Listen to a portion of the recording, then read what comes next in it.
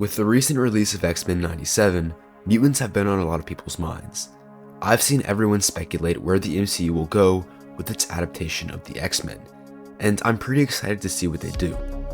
I think the next saga of the Marvel Universe is most likely going to be the Mutant Saga. So today, I wanted to speculate on what the slate and stories could look like for these next few phases. First off, to set some ground rules, this iteration of the Mutant Saga will be following my version of the Multiverse Saga. So if you haven't seen those videos, go check them out. This just makes it a lot easier on me since we currently don't know what the exact lineup of Phase 6 is going to look like. Also, as you saw in the thumbnail, this would be following a soft reboot in Secret Wars. So all the characters we previously had would still stay and be the same, it's just that they now live in a combined universe that takes aspects from other universes and rolls them into one. Kinda like Earth Prime in the Arrowverse after the Crisis on Infinite Earths event. This includes having the Fantastic Four, X-Men, and variants of characters like Captain America and Iron Man living in this new universe. I know it's a controversial decision, but I thought that it opened the doors for some interesting stories, so I'm going with it. Without any further introduction, this is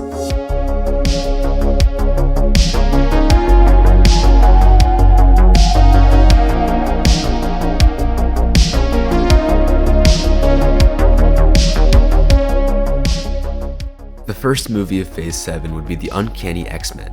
This would follow Professor X's team consisting of Cyclops, Jean Grey, Beast, Storm, Angel, Iceman, and Charles Xavier's close friend Magneto as they take on Mr. Sinister.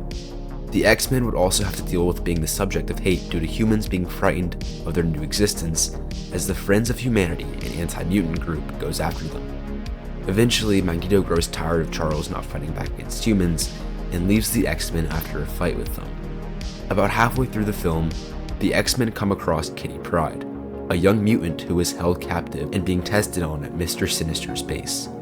The team saves Kitty and she joins the team, ultimately helping them stop Sinister. Wolverine would cameo somewhere in the film. In the post-credit scene, Cyclops is approached by the new Steve Rogers Captain America, who tells him that he wants to help form an alliance. Next up is Captain America Rising to a Legacy.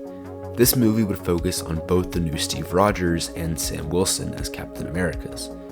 The world would start to become skeptical of this new Steve Rogers, and Sam Wilson would be there to guide him through living up to the legacy of the old Cap, since Sam had to go through the same thing, and he was close friends with the previous Steve. Throughout the movie, Steve would be fighting to make peace between humanity and the mutants, which only adds to the backlash against him. Both Professor X and Cyclops would have cameos. The main villain would be Dr. Faustus, who would be pretty different from the comics. Dr. Faustus would be a prominent scientist figure amongst the anti-mutant community, and would be a leader amongst the Friends of Humanity. Faustus plans to unleash a virus across the globe that kills anyone with a mutant gene, and Steve and Sam have to stop the production of the virus before it's released. When Faustus finds out that the Captain Americas are fighting for peace with the mutants and trying to destroy his virus, he sends a group of cybernetically enhanced supervillains known as the Serpent Society after them. The Serpent Society would be the main punching bags of the movie. In the end, Steve and Sam expose Dr. Faustus and cause a few people amongst the world to realize that the Friends of Humanity might be the bad guys. In the credits scene, we see the return of Baron Zemo and his anger towards both the new Steve Rogers and mutants. Then we have the first show of the Mutant Saga, Daredevil Born Again Season 2. This would follow Matt after the events of the Spectacular Spider-Man, fighting off against criminal masterminds that are trying to take over underground crime in New York after the fall of Kingpin. Both Spider-Man and Punisher would have cameos, with Spider-Man wearing his symbiote suit that he received in Secret Wars. And in the end, Matt would find out about the most powerful crime boss that has recently risen, Martin Lee, aka Mr. Negative. After that is Captain Marvel going rogue. This would introduce the mutant Rogue, as she absorbs Carol's abilities and leaves her powerless. This causes anti-mutant groups to use Captain Marvel as their poster child of sorts, which creates conflict between Carol and Kamala. In the end, Carol gains her powers back and teams up with Rogue, Photon, and Miss Marvel to stop Mystique, who was taking advantage of Rogue. In the credit scene, we see Rogue meet Gambit. Then we get Spider-Man 5, which would follow Peter in his symbiote suit, going after Mr. Negative. The main villain wouldn't be Martin Lee though. The main villain would be Hobgoblin. The Fantastic Four cameo, and we would get to see Peter's relationship with Johnny Storm. In the end, Peter separates from the symbiote. That's pretty much all I know story-wise. The second show of the Mutant Saga would be Ghost Rider. This would just be a simple introductory series focusing on Johnny Blaze as Ghost Rider and Blackheart as the main villain. Blade would cameo towards the end of the series. Next we have the Invincible Iron Man. This would follow the new Tony Stark realizing that this new universe is Ultron and coded himself into a failsafe and is now coming back to complete his mission. The new Tony remembers that back in his old universe, Hank Pym was the one who built and destroyed Ultron, so he goes to him for help. There would be a new younger Hank Pym as a part of this new universe, and Hank would be operating as Ant-Man.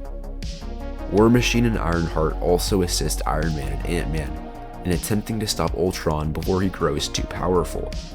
But Rhodey has some conflict with the new Tony, thinking that it isn't right for some stranger to just come along and take Tony's place after he died. Blizzard would also appear as a minor villain, and in the end, Ultron successfully regains all of his old power and the heroes lose.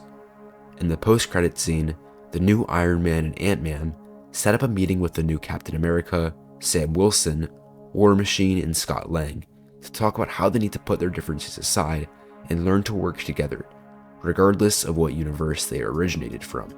Then we have Wolverine. This movie would follow Logan in the Canadian wilderness, fending off Weapon X agents that are after him. The main villains would be Sabretooth and Wendigo. In the post-credit scene, Wolverine decides to finally join the X-Men. Then we would get Magneto and the Brotherhood, a show following Eric Lehnsherr after breaking away from the X-Men and forming the Brotherhood of Evil Mutants. The lineup would consist of Magneto, Emma Frost, Toad, Pyro, Sabretooth, and the new Quicksilver. The Brotherhood of Evil Mutants would track down and kill leaders within the Friends of Humanity. The main villain would be Bolivar Trask, and we would see appearances from other villains such as the Executioner and the Sentinels. The final project in Phase 7 would be Avengers Under Siege. In it, the heroes learn to come together despite their different universes of origin to take down a team of supervillains that are using the distractions of the new multiversal heroes and the mutant controversy in order to take power once again. The Masters of Evil would consist of Baron Zemo, Ultron, Doctor Doom, and Emma Frost.